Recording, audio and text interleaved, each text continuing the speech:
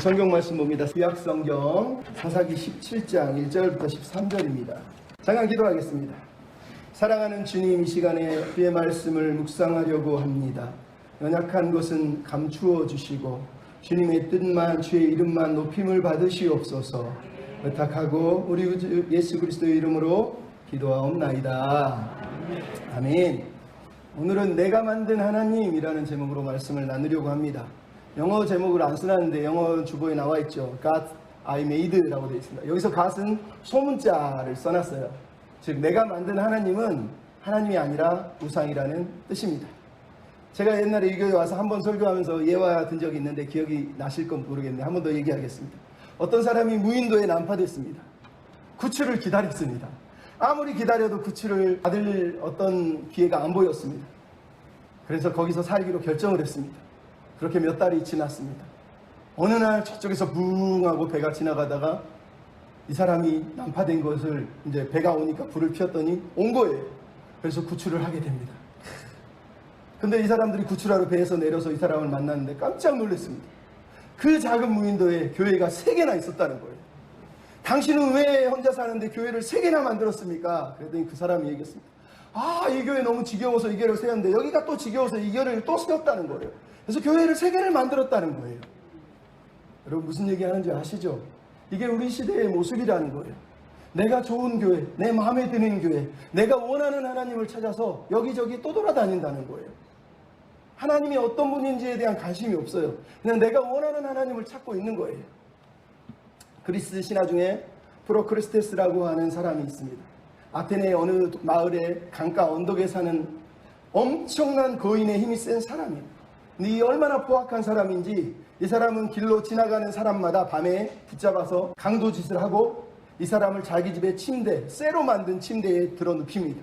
그리고 키가 큰 사람이면은 침대에 맞춰서 다리를 잘라버립니다. 키가 작은 사람이면 침대의 크기에 맞춰서 다리를 늘려서 죽여버립니다.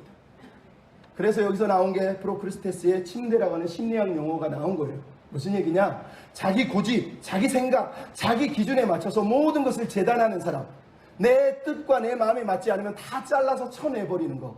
나만 옳다고 믿는 신앙. 그것을 말하는 거예요.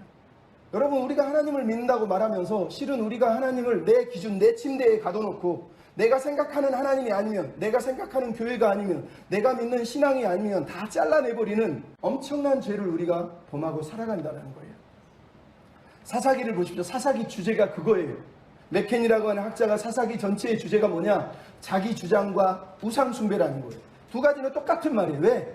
내 주장이라는 건 내 기준, 내 판단, 내 감정에 옳아야지 그때 하나님을 섬기는 거예요. 그래서 그 하나님은 우상이 되는 거예요. 왜? 하나님이 원하는 내가 아니라 내가 원하는 하나님을 섬기려고 하기 때문이라는 거예요. 오늘 본문의 미가의 가족이 만들고 있는 신상들을 보십시오. 이름은 하나님이라고 불렀는데 실은 우상을 만들었다는 말이에요.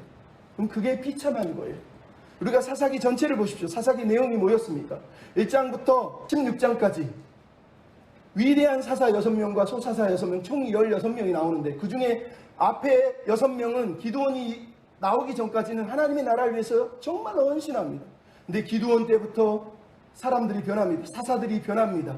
왕이 되려고 하고 사적인 재산을 부를 축적하고 교만해지고 권력을 누리려고 하고 자기 마음대로 살려고 하고 하나님조차도 하나님 뜻이 아니라 내 뜻을 이루려고 하나님께 딜을 하는 현상이 벌어집니다. 그러다가 마지막 삼손 시대에 보면 하나님은 아예 관심도 없습니다. 하나님께 기도도 하지 않습니다. 마지막 어려울 때만 하나님 도와주세요 기도합니다. 왜? 그때는 이미 이제 세상이 너무 사랑스러워 세상하고 똑같은 사람이 돼서 블레셋 사람하고 똑같이 살고 싶었거든요. 그래서 하나님께 묻지 않고 세상을 따라서 뛰어가다가 마지막에는 비참한 최후를 맞는 것이 삼손의 이야기라는 거예요. 그리고 오늘 보면 이제 17장부터 21장 마지막 이야기가 등장합니다.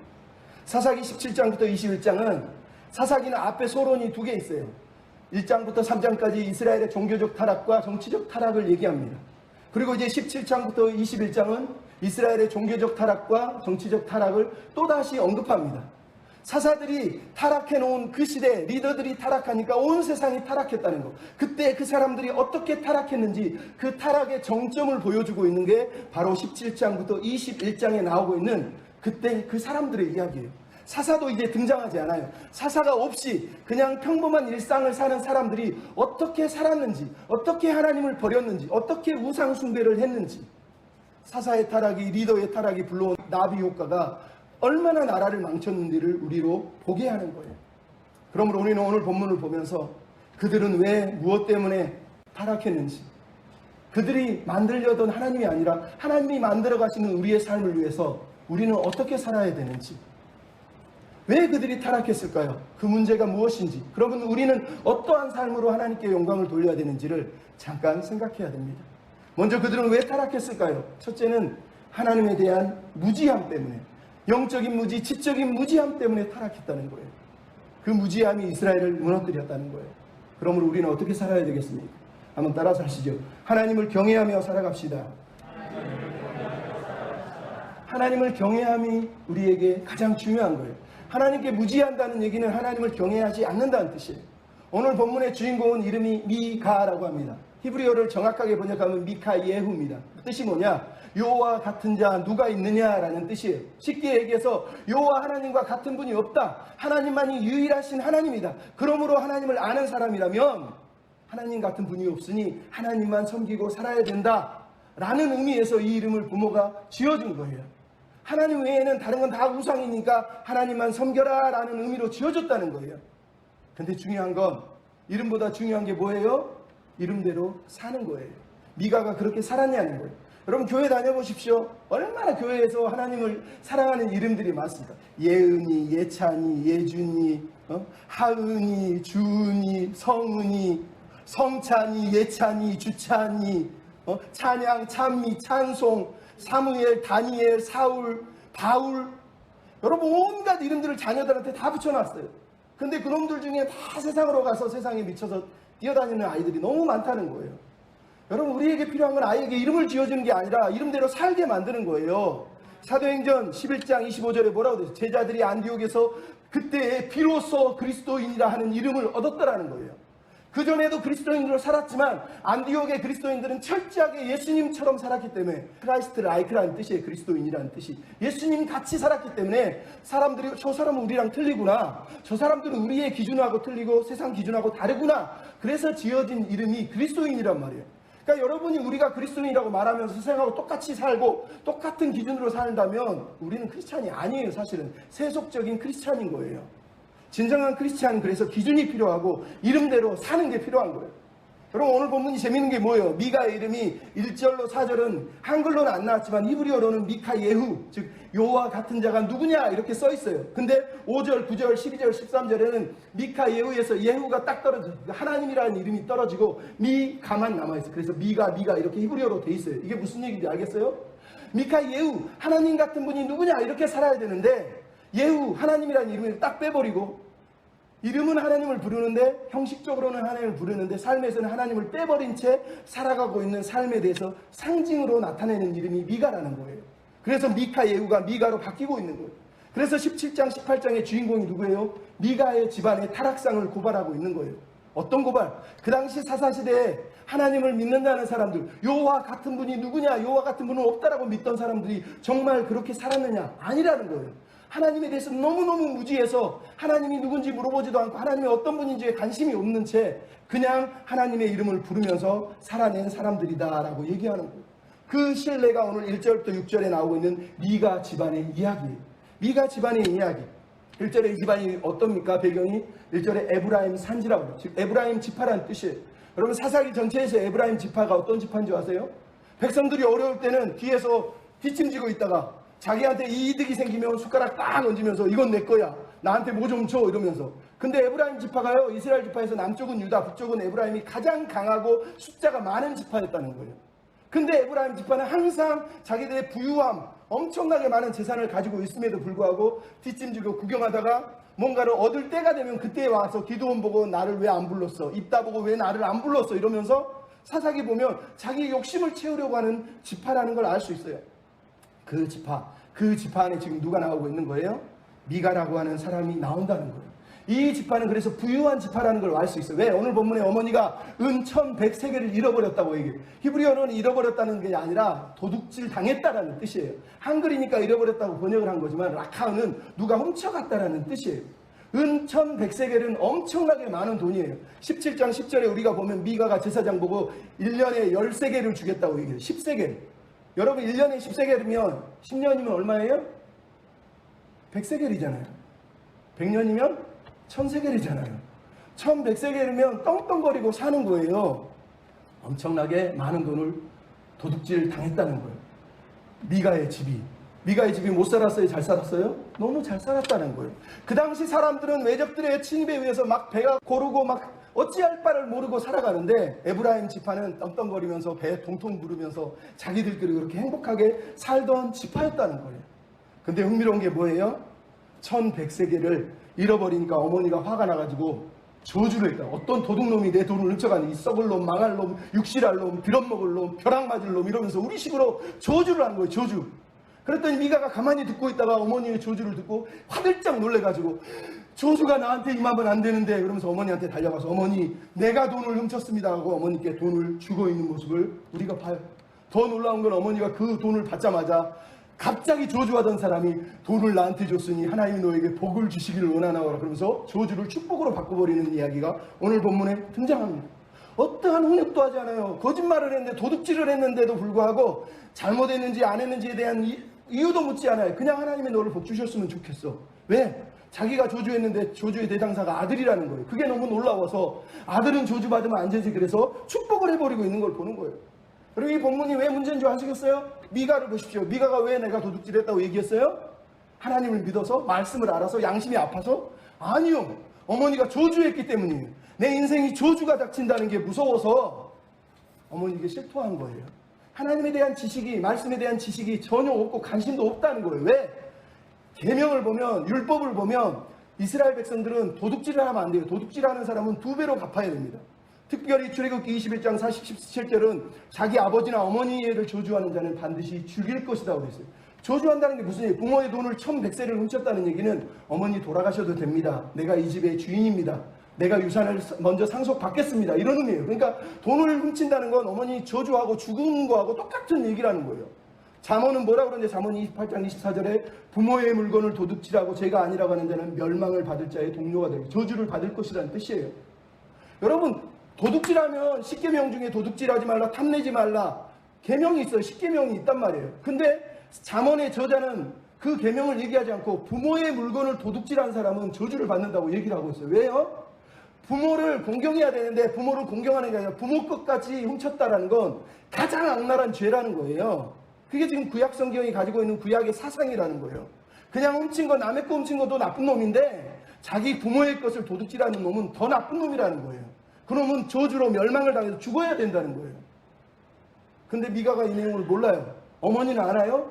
어머니는 모르죠. 왜? 어머니는 지금 뭐 하고 있어요? 도둑 맞았다고 한 돈을 찾았다고 기뻐가지고 얼마나 기뻤으면 아들을 축복해주고 있냐는 거예요. 근데 문제가 뭐라고 했어요? 다시 얘기했지요.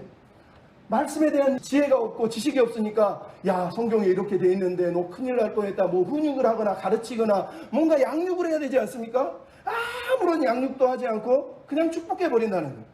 부모도 아들도 하나님에 대해서 아무것도 아는 지식이 없다라는 얘기를 오늘 본문이 들려주는 거예요. 더 참혹한 게 뭡니까? 미가에게 돈을 받은 어머니가 그 돈을 여호와께 드리겠다고 3절에 얘기해요. 여호와께 드리겠다고 그랬는데 4절에 뭐를 하고 있어요? 그 돈으로 은장색에게 찾아가서 우상을, 은신상을 만들어 달라고 그래서 그 은신상을 미가에게 줬다고 얘기하는 거예요. 놀랍지 않습니까? 어머니가 1100세겔 은을 찾아서 감사해서 하나님께 다 드릴게요 그랬는데 실제로 드린 건 얼마예요? 200세겔. 5분의 1밖에 안 드렸다는 거예요. 좀 쉽게 계산하면. 나머지는 자기가 입마에 포켓했다는 거예요.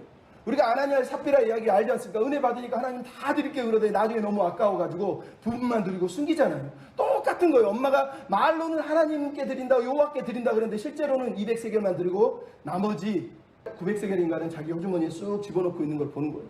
더 놀라운 게 뭐예요? 그 집안에 이미 신당이 있었다는 거예요. 신당. 신을 모시는 신당에 이미 우상들이 가득 찼다는 거예요. 근데 더 놀라운 게 뭐예요? 아들이 미가가 어머니가 신당에다가 신상을 주니까 거기에 플러스 해가지고 드라빔도 만들고 에봇도 만들어서 그 신당 안에 모셨다라고 오늘 성경이 우리에게 들려주고 있다는 거예요. 여러분 비참하지 않습니까? 비참한 거예요. 뿐만 아니라 자기 아들을 제사장 삼았대요. 제사장 신분이 아닌데, 아론의 자손도 아닌데 제사장을 삼은 거예요. 여러분 이게 어디 나온지 아세요? 나중에 르호보암 시대에 여로보암이라고 하는 인간이 솔로몬의 아들 르호보암이 왕이 되는 게 마음에 안 들어서 북쪽 이스라엘 사람들을 규합하기 위해서 베델과 단에다 우상을 황금 송아지를 만들어 놓고 일반인들을 제사장으로 삼아요. 그래서 일반인들을 제사장 만들어 버려요. 그래서 이스라엘의 평생의 업무가 돼서 북이스라엘이 멸망하는 이유 중에 하나가 그거란 말이에요. 근데 오늘 본문에 이 어머니와 이 아들이 그 일을 시초에 시초, 원조, 가장 먼저 이 일을 하고 있었다는 거예요. 이게 비참한 거라고요. 그래서 6절이 뭐라 그럽니까? 그때에 이스라엘이 왕이 없으므로 사람들이 자기 소견에 오른 대로 행하였다.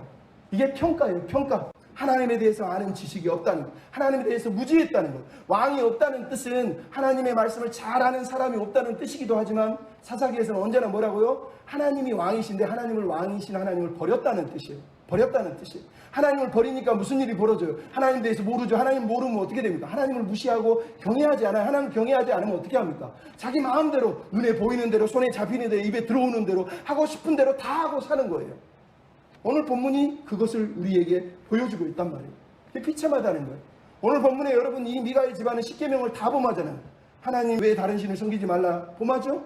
우상을 만들지 말라, 범하죠? 이름을 망령되이 일으키지 말라 그러는데 하나님의 이름을 막 부르잖아요. 범하죠? 안식일을 거룩히 지켜라, 예배를 잘 드리라는데 예배당에 신상을 차려놓고 우상을 섬기면서 예배를 드리잖아요. 부모를 섬기라는데 부모의 것을 도둑질하잖아요. 거짓말하지 말라는데 하나님의 이름을 부르면서 거짓말하잖아요. 살인하지 말라는데 하나님을 죽여버렸잖아요. 살인하잖아요. 음란하지 말라 그러는데, 가늠하지 말라 그러는데 신상 우상을 섬기면서 음란히 행하고 있잖아요. 남의 것을 탐내지 말라 그러는데 자기 가족 것을 도둑질했잖아요. 말 그대로 십계명의 모든 걸 다 범해버렸다는 거예요. 근데 그게 죄라고 여기지 않는다는 거예요. 그게 무지하다는, 무지하다. 여러분 신명기 10장 12절에 하나님이 이렇게 말씀하세요. 이스라엘아, 내 하나님 여호와께서 네게 요구하시는 것이 무엇이냐?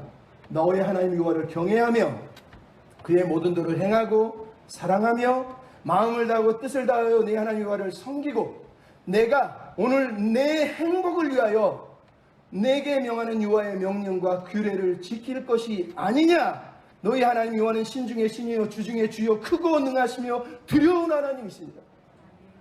여러분 하나님을 사랑하는 사람은 크고 두려우신 하나님이 나를 사랑하시는구나를 깨닫는 거예요. 그래서 말씀을 사모하는 거예요. 행복을 진짜로 사모하는 사람은 세상의 행복이 아니라 하나님이 나를 위한 행복을 예비하셨다고 믿고 하나님을 경외한단 말이에요. 미가의 집이 그렇게 살지 않았다는 거예요. 두 번째 문제가 뭐예요? 혼합주의 신앙이에요. 혼합주의라는 거예요. 여러분 우리에게 적용이 이거예요. 따라합시다. 하나님을 제한하지 맙시다. 하나님을 제한하지 말라는 거예요. 여러분 오늘 본문의 미가의 집안은 그 당시 이스라엘 사람들의 일반적인 일상적인 모습의 신앙관을 다 보여주고 있어요. 집안에 신상이 있대요. 신당이 있대요. 신당 안에 신상을 만들었대요. 에봇도 만들고 드라빔도 만들었대요. 신당이 뭐예요? 신당은 신을 영접하는 곳이에요. 근데 이 신당은 히브리어로 보면 베이트 엘로임, 하나님의 집이라는 뜻이에요. 보통 성경에서 성전, 성막을 베이트 엘로임이라고 불러, 하나님의 집이라고 부른단 말이에요. 그러니까 이 여자는, 이 아들은, 미가는 자기 집을 하나님의 집 성전화 했다고 오늘 우리에게 얘기하는 거예요. 거기다가 우상 신상을 만들었다고 얘기합니다. 뿐만 아니라 드라빔을 안 돼. 드라빔은 뭐예요? 우상이에요. 나무 조각처럼 조금 해서 호주머니에 넣을 수도 있고 좀 크게 만들어 집에 뒤에다가 배치할 수도 있어요. 우상이 왜? 점치는 우상이고 그 우상이 자기 신이란 말이에요. 신. 뿐만 아니라 에봇이 있어요. 에봇은 제사장들이 원래 하나님의 뜻을 묻기 위해서 입는, 제사장만 입는 옷이에요.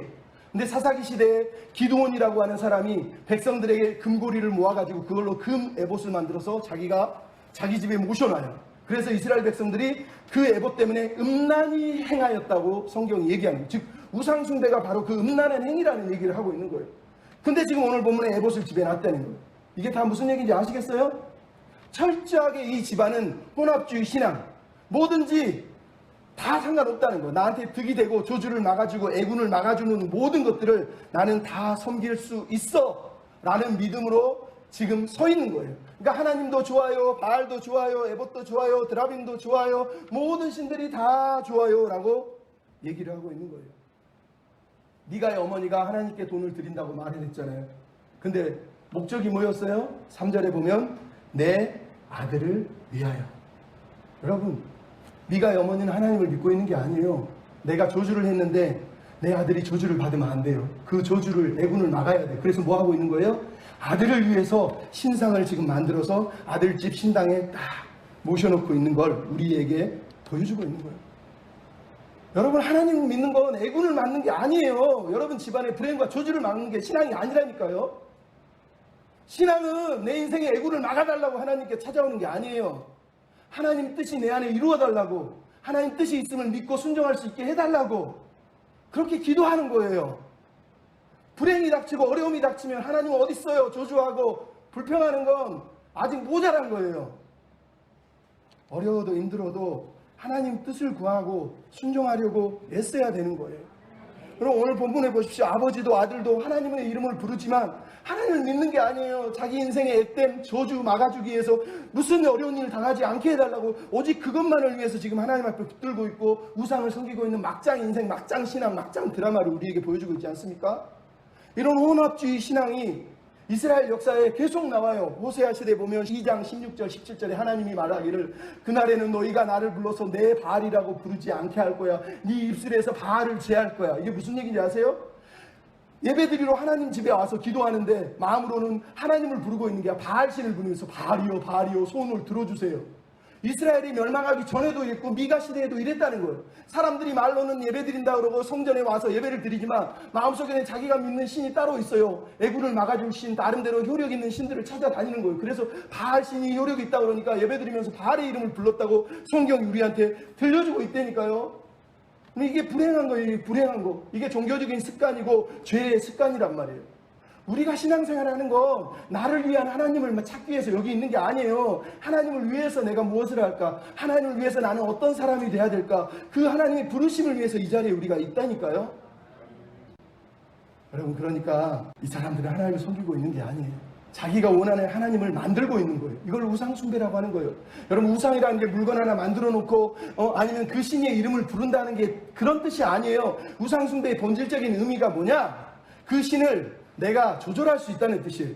그 신에게 내가 헌금을 드리고 그 신에게 내가 돈을 드리고 그 신에게 내가 우리식으로 말하면 치성을 드리면 그 신이 내게 감동해서 응답해 줄 거야 라고 하는 그 신을 내 뜻대로 조작하고 내 뜻대로 움직일 수 있다고 믿는 거, 그게 우상숭배란 말이에요. 하나님을 믿으면서 하나님 내가 기도했으니까 응답해 주셔야 돼요. 헌금했으니까 응답해 주셔야 돼요. 내가 얼마나 헌신한 줄 아십니까? 그러니 응답해 주셔야 돼요. 그게 우상이에요. 우상. 그게 하나님이 아니고. 여러분, 오해하면 안 됩니다. 오늘 본문을 정말 심각하게 들으셔야 되는 거예요. 여러분, 이 본문에 나오는 이 사람들이 뭐예요? 하나님을 박스 안에 가둬놓고 프로크스테스의 침대에 눕혀놓고 하나님 내 마음에 안 드는 거 다 잘라내고 내가 원하는 하나님만 딱 가둬놓고 있어요. 복 주세요, 복 주세요, 복 주세요. 그거 외에 나머지 하나님 말씀도 필요 없고 하나님 뜻도 필요 없는 거예요. 오늘 본문에. 이거를 저는 무당 기독교라고 얘기합니다. 기독교 무당이라고 말하는 거예요. 무당 점쟁이라고 말하는 거예요. 여러분, 교회 다니면서 어디 영빨 있다 그러면 목사들 쫓아다니고 뭐 효력 있다 그러면 나도 따라서 기도해보고 어디 기도원 가면 좋다 그러면 거기 쫓아다니고, 그게 무당신앙이지 무슨 하나님을 믿는 겁니까? 어느 목사님이 용하다 그러면 거기 가서 머리 뒤밀고 안수해달라고 그러고, 목사님들 무슨 뭐 신방 가면은 복채 내듯이 복채 받아주면 기도해주고, 많이 줬으니까 더 기도해주고, 뭔 짓입니까? 잘못된 거란 말이에요. 목사가 용한 게 아니에요. 하나님 뜻을 구하고 물어야 되지 않습니까? 액땜하기 위해서 하나님을 믿어. 액땜하기 위해서. 내가 예수를 믿었으니 내가 저 불교 종교, 저 다른 종교 믿을 때는 안 도와줬는데 이 신은 나를 도와주겠지. 이 하나님은 진짜겠지. 우리 집에 저주도 생기면 안 되고 아프지도 않고 병도 안 걸리고 어려운 일도 안 당해도 우리 부모도 걱정 안 해야 되고 내 자녀도 잘 돼야 돼. 이런 믿음으로 여대에 앉아있으면 여러분은 무당신앙 가지고 사는 거예요. 하나님 믿는 건 그렇게 사는 게 아니에요. 그런 신앙으로 대체 우리가 어떻게 하나님을 영화롭게 할 수 있고 고난이 오고 어려움이 올 때 이겨내겠어요? 어떻게 이길 거냐고요? 하나님의 섭리도 믿지 못하고 하나님 뜻과 계획이 있다는 것도 못 믿는데 어떻게 하나님을 믿으며 이 세상을 살아갈 수 있냐고. 우리가 못하잖아요. 저번에 저 서울의 내수동교회 어느 권사님 신앙생활 너무너무 잘했는데 어느 날 갑자기 집안에 암이 걸리니까 새벽마다 와가지고 하나님 나한테 왜 그래 그러면서 저주하더니 나중에 교회를 안 나왔어. 목사님이 찾아가서 왜 그러세요? 내가 하나님을 위해서 평생을 헌신하는 권사인데 우리 집에 어떻게 이런 일이 벌어집니까? 여러분, 그게 신앙입니까? 유석영이라고 제가 저번에 지구촌교회 전도사님 얘기했잖아요. 열심히 하나님 위해 살겠다고 말했는데 20대 30대도 안 됐는데 갑자기 암이 걸렸어요. 그것도 말기암이에요. 근데 뭐라고 고백했다고요? 이것도 하나님의 뜻인 줄 믿습니다. 내 남은 인생 전도하며 살겠습니다. 그런 사람도 있어요. 인천의 모교회 어느 장로님은 열심히 사업을 했는데 하나님 감사합니다 그러면서 11조 헌금을 싹 드렸는데 그 다음날 공장이 다 불나버렸어요. 목사님 얼마나 마음이 힘들겠어요. 아이고 하나님 잘 믿는 사람이 저거 남들이 볼 때 조지받았다 그럴 때 그래서 찾아가서 장로님 괜찮으세요? 그분이 그래서 아유 목사님 괜찮아요. 제가 헌금을 드리고 나서 이렇게 일이 터졌으니 얼마나 감사합니까? 내가 헌금 드리기 전에 불났으면 하나님께 아무것도 못 드렸지 않나요? 이러더라는 거예요. 대체 어느 신앙이 진짜입니까 여러분? 무당신앙을 버려야 되는 거예요.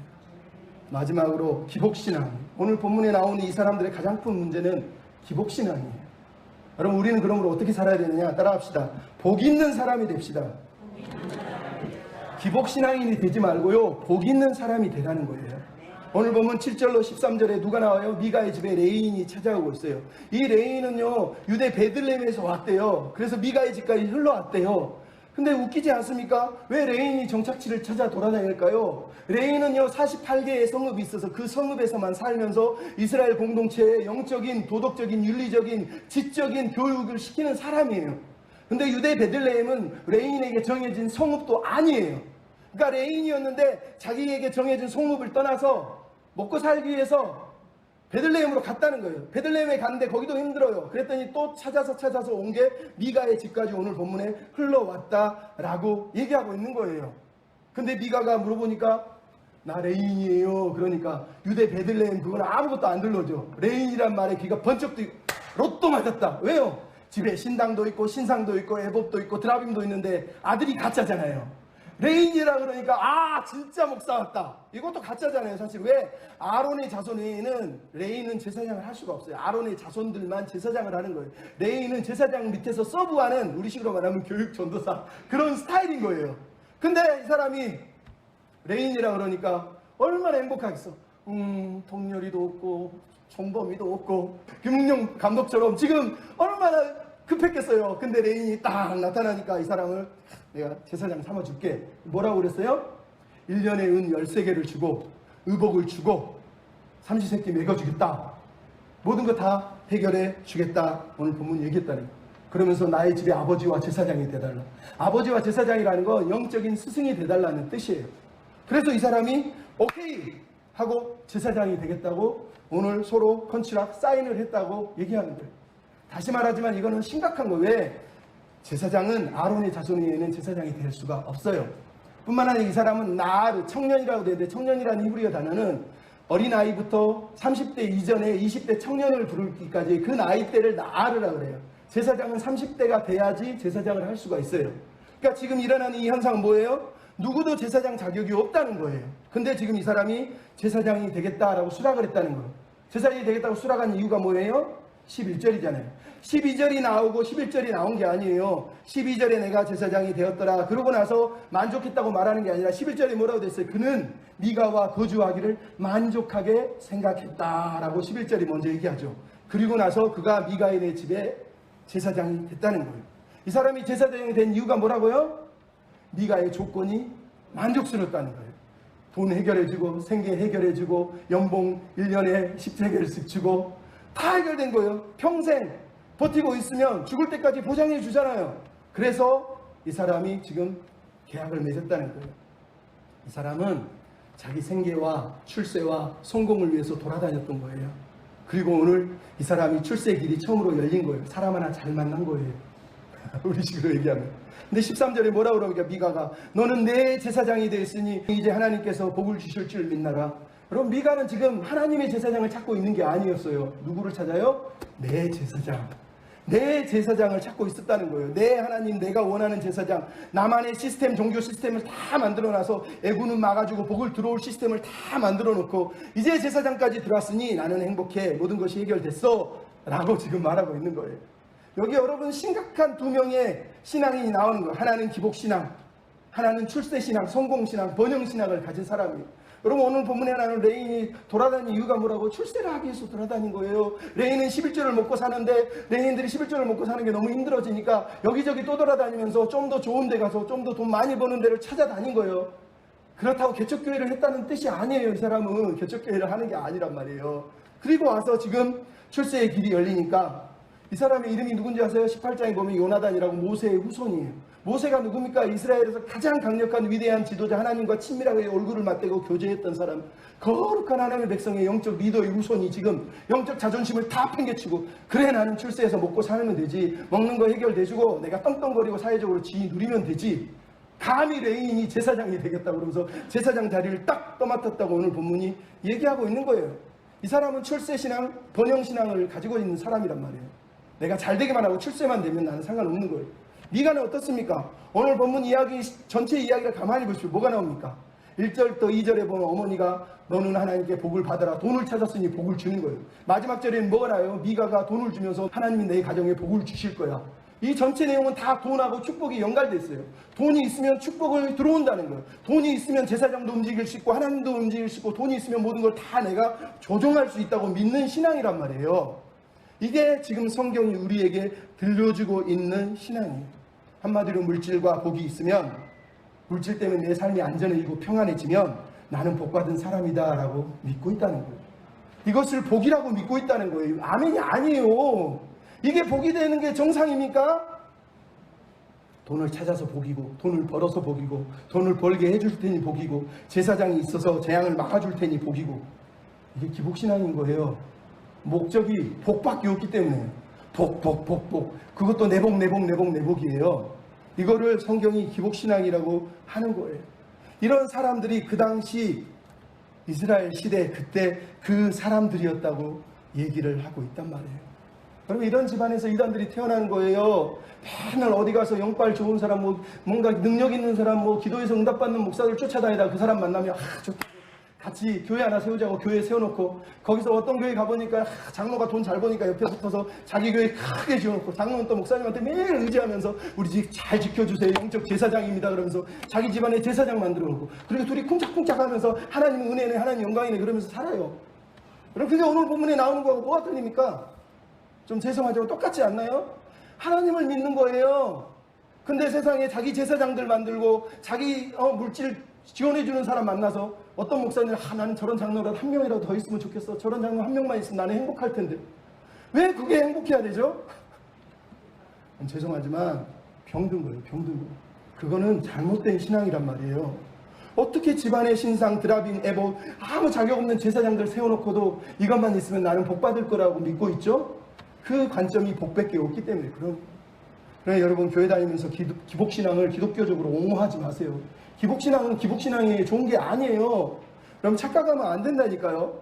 우리가 생계를 위해서 열심히 일하고 뜨겁게 열심히 헌신하고 부지런히 살아가는 거, 가족을 지키기 위해서 헌신하는 거 죄 아니에요. 당연한 거예요. 일반 은혜의 은총이기 때문에. 교회가 하나님의 나라와 영광을 위해서 열심히 기도하고 섬길 자와 함께 나아가는 거 당연한 거예요. 잘못된 거 아니에요. 죄 아니에요. 하지만 죄는 먹고 살기만을 위해서 하나님께 나오는 거예요. 안전하게 지켜달라고만 기도하는 거예요. 하나님 뜻은 관심 없고요. 우리 집 지켜주시고 내 자식 지켜주시면 돼요. 죄예요. 우상 숭배예요. 목사가 말로는 하나님의 영광을 위해서, 하나님 나라를 위해서 말하면서 속에는 썩어빠진 검은 구렁이 한 마리가 들어가서 나의 인기, 나의 영광, 나의 명예를 추구하고 있는 그게 죄란 말이에요. 죄. 그것을 기복신앙이라고 그러는 거예요. 기독교의 축복가는요, 오복이 아니에요. 건강장수, 무병장수 이런 게 아니라 팔복이란 말, 팔복. 가난할지라도 마음이, 심령이 가난해서 예수님을 사랑하고 하나님과 화평하고 정결하게 살고 의를 위해 고난을 받는 그거. 아브라함에게 말씀하신 것처럼 내가 복이 돼서 남에게 복이 되어주는 사람, 복을 유통하는 사람, 시편 기자의 말씀처럼 복 있는 사람이 돼서 의인의 길에 서고 자연의 길에 서지 않는 거, 날마다 말씀을 사모하는 그거, 그게 기독교의 축복관이라니까요. 그거 다 던져버리고 아브라함이 부자였어요, 야곱도 부자였고 이삭도 부자였어요, 여러분도 예수 믿으면 부자 될 거예요, 예수 믿으면 걱정 하나도 안 해도 돼요, 병도 안 걸릴 거예요, 집안 다 잘 될 거예요. 그게 무당신앙이고 기복신앙이라니까요. 그럼 교회 다니면서 제발 정신 좀 차리세요. 왜 교회를 다니고 설교를 그렇게 몇십 년씩 들어도 고난이 오면 감당할 힘이 없고 이겨낼 믿음이 없냐고요. 대체 뭘 배운 거예요, 교회 와서? 여러분, 우린 그런 하나님 믿는 거 아니에요. 내 액땜해주고 저주 막아주는 하나님 믿는 게 아니라요, 고난이 오고 어려움이 와도 고난이 내게 유익이라 거기서 하나님의 뜻을 배웠다라고 말하는 시편 기자처럼 하나님의 뜻을 믿는 거예요. 받아들이는 거예요. 그럼 기복신앙이 뭐예요? 복을 비는 거예요. 복만 주세요, 복만 주세요. 기복이라는 단어가 하나 더 쓰여요. 뭐라고 써요? 아, 저 사람 기복 있네. 오르락 내리락 오르락 내리락. 그게 기복신앙이에요. 기복신앙은 그래서 두 가지인 거예요. 맨날 복을 추구하다가 상황이 어려워지면 오르락 내리락 오르락 내리락. 그래서 그게 기복신앙이 되는 거예요. 물질을 복을 추구하다가 결국은 신앙이 계속 오르락 내리락 하는 거 기복신앙이라고요. 여러분의 신앙이 상황에 흔들리면 안 돼요. 상황이 어떠하든지 하나님을 의지하고 하나님을 바라보고 하나님을 신뢰하고 믿으며 살아야 되는 거예요. 여러분, 우리는 나를 위한 하나님을 찾기 위해서 여기서 예배드리는 게 아니에요. 하나님, 나의 안전과 나의 평안과 나의 부와 나의 번영을 책임져 주시니 나는 하나님 사랑합니다. 아니요. 하나님을 위해서 내가 어떻게 할까요? 하나님 나를 위해서 이렇게 놀라운 은혜를 베푸셔 주셨는데 나는 어떻게 살까요? 그렇게 기도해야 되는 거예요. 우리가 짓는 가장 무서운 죄가 뭐예요? 하나님을 만우리 여기는 거예요. 하나님을 가볍게 여기는 거예요. 하나님을 하찮게 여기는 거예요. 그 위대하고 크고 두려우신 하나님을 아주 사소하고 하찮은 내 생각에 내 박스에 내 침대에 가둬놓은 하나님으로 믿는 거예요. 그런 사람들이 하나님 까불면 죽은다고 얘기하는 거예요. 왜? 하나님이 우습거든요. 하나님은 아주 웃어 보이는 거예요. 하찮은 거예요. 내 마음대로 다 움직일 수 있다고 믿는 거예요. 그런 신앙을 추구하고 그게 진짜라고 믿으면 안 되는 거예요. 성경이 말하잖아요. 갈라디아서 6장 7절에 하나님을 스스로 속이지 마라. 하나님을 업신여기지 마라. 하나님은 절대로 만우리 여김, 업신여김을 받지 아니한다. 히브리서 12장은 뭐라 그러면 너희는 거룩함과 화평함이 없이는 절대 주님을 못 볼 것이다. 우리가 흔들리지 않는 나라를 받았은즉 은혜를 받자. 어떻게? 경건함과 두려움으로 하나님을 기쁘게 섬길지니 하나님은 소멸하는 불이시니라. 여러분, 하나님을 섬긴다는 건 하나님을 두려워하는 거예요. 하나님을 은혜를 받은 사람은 경건함과 두려움으로 섬기는 거예요. 왜? 그분은 크고 두려우신 분이지 내가 손으로 쪼물락쪼물락 스위치 눌러서 조정할 수 있는 하나님이 아니라니까. 내가 제한할 수 있는 하나님이 아니라는 거예요. 하나님은 내 인생의 행복을 보장해 주기에 계신 게 아니라 내가 하나님 안에, 하나님의 세계 안에 들어가서 하나님의 세계 속에서 우리가 기뻐하고 만족하고 행복하고 하나님과 즐거워하는 삶을 위해서 진짜 본질적인 행복을 주시려고 하나님이 우리에게 찾아오신 거예요. 내 생각, 내 취향, 내 계획 따라서 그렇게 하나님을 만들어가며 섬기지 마시고 하나님이 말씀하시는 하나님, 하나님이 어떤 분이시 계시하신 이 성경의 하나님을 내 하나님으로 받아들이고 섬겨야 돼요.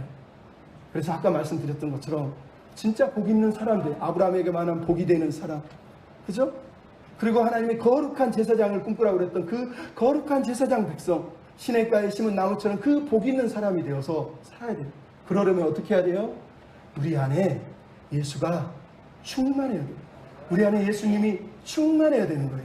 그럼 오늘 아침에 목사님이 유튜브 하나 보내줬죠. 거기에 주명식이라고 하는 목사님이 나오세요. 여러분, 이분은 저기 영종도 영유도라고 하는 곳에서 어렸을 때 태어났어요. 섬이니까 무속 집안이 무당 집안처럼 사람들이 다 그냥 무속 신앙을 가지고 살잖아요. 근데 이 사람이 학교 다니다가 어느 날 은혜를 받고 군대 가서 군종병이 되고 나서 내가 목사가 돼야지, 신학생이 돼야지 그랬는데 갑자기 집에서 띠리링 전화가 왔는데 어머니가 무당이 돼버렸대요. 왜? 어머니는 어려서부터 맨날 무속신앙에 빠져 살다 보니까 귀신, 신기가 들리고 신병이 걸렸어요. 그래서 맨날 신병을 낳고 싶은데 못 낳는데 어떤 무당이 내림굿해라. 그래서 내림굿을 해서 이 사람이 내림굿에서 귀신이 빠져나갔는데 이 사람이 이제 귀신 대장 무당이 된 거죠. 대단한 무당이 된 거예요. 사람들 볼 때마다 너 죄 지었지, 너 어디 갔지, 너 내일 누구 나온다. 투시, 개시, 우리식으로 말하는 그런 은사를 가지고 있어요.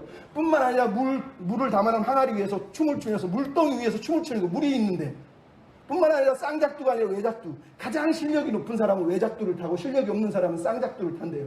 그것도 양말을 신고 타는 사람은 좀 낮은 계급, 좀 높은 계급은 양말도 안 신고 짝두에 올라가야 된대요.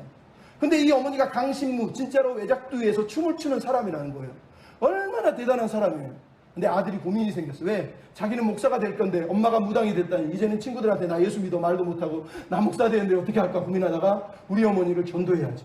그리고 전도할 마음을 먹고 어머니에게 계속 어머니 마귀야, 어머니 마귀야 이러니까 어머니가 막 분노하고 화를 내요. 그럼에도 불구하고 어머니를 전도하고 싶었어요. 어머니를 전도하고 싶었어요. 근데 어머니에게 전도하려고 어느 목사가 그 지역에 살았는데 무려 5번이나 변장을 하고 와서 점괘를 받으면서 이 어머니에게 전도를 하는 거예요. 믿지 않는 거죠.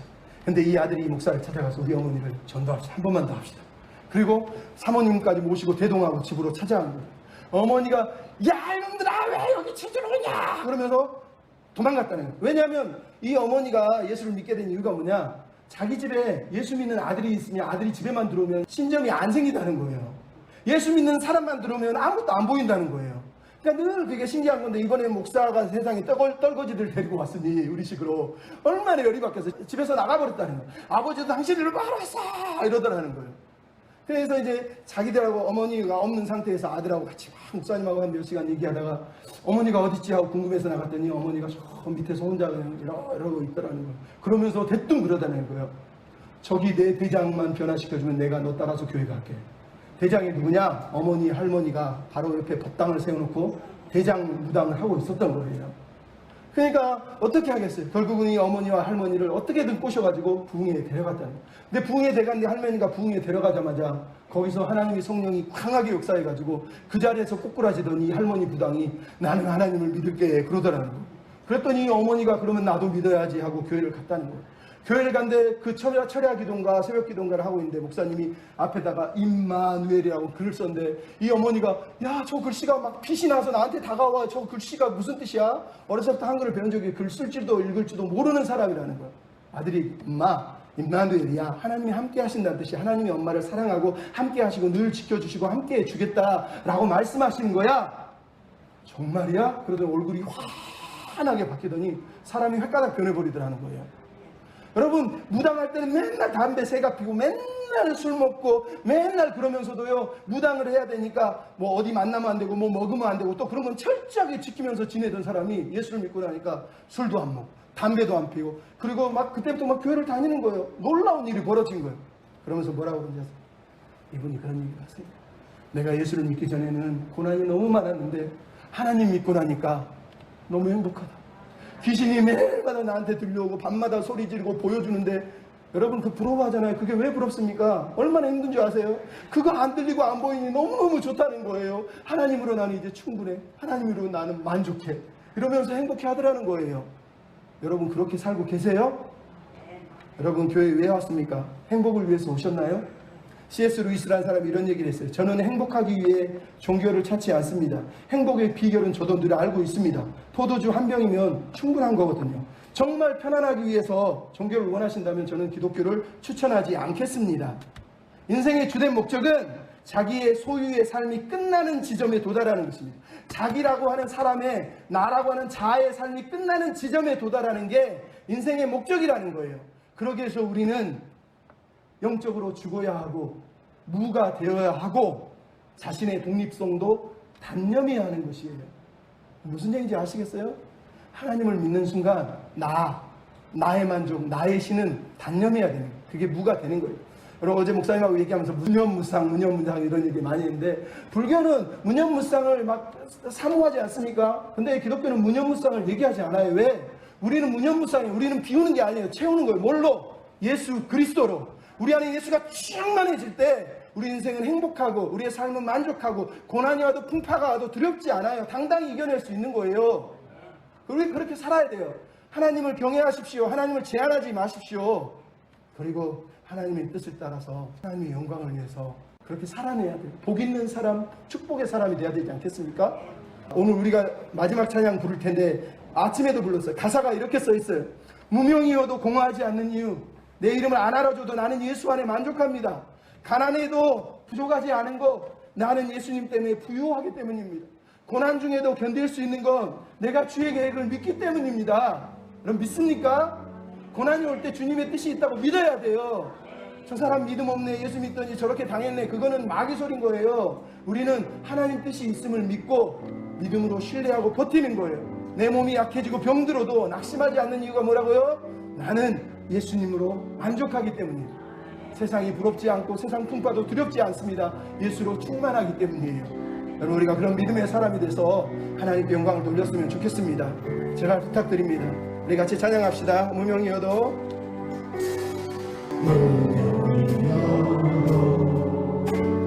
공허하지 않는 것은 예수 안에 난 만족합니다.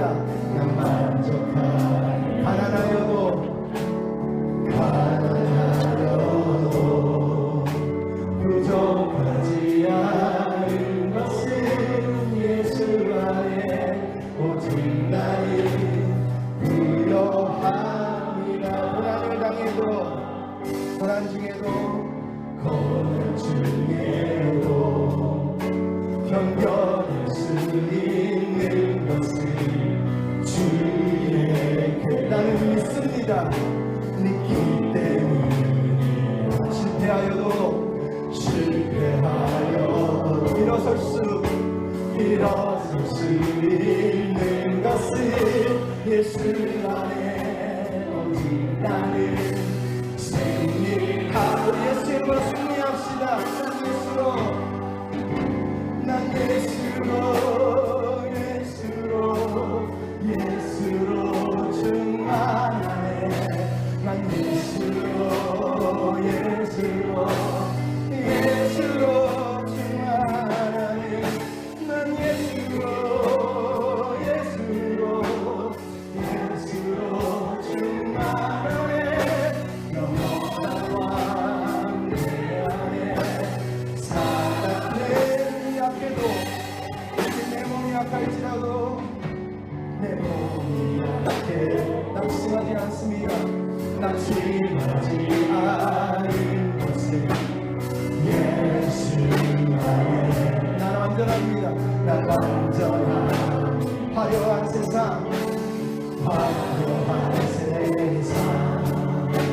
부럽지 않은 것을 난 예수로 충만합니다. 난 예수로 충만합니다. 난 예수로 세상 모든 것들도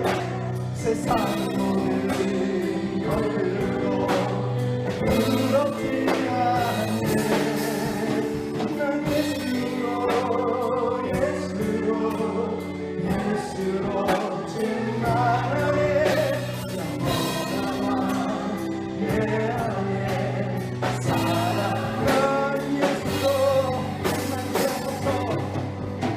난 예수로 세상 모든 것 부럽지 않습니다. 세상 모든 불파도 부럽지 않네. 난 예수로 충만하네. 내 안에 마지막으로 난 예수로 충만합니다.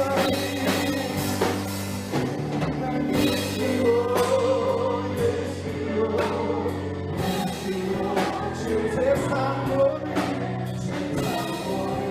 모든 두렵지 않네.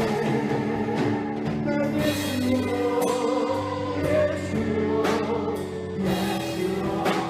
충만하네. 내 안에 살아내. 우리 말씀을 생각하며 기도할 때 하나님, 내 신앙이 내가 하나님을 만들어 놓고 우상처럼 섬기고 있는 것은 아닙니까? 하나님 회개합니다. 용서하여 주시고 내가 하나님을 경외하며 살게 하시고 하나님을 제한하지 않게 하시고 하나님의 축복 은혜를 나누어 주는 복의 통로로 살 수 있도록 하나님의 신뢰하고 계획을 믿으며 살 수 있도록 예수 안에 충만한 대로 살게 해 주시옵소서. 우리 이런 마음으로 같이 기도하겠습니다.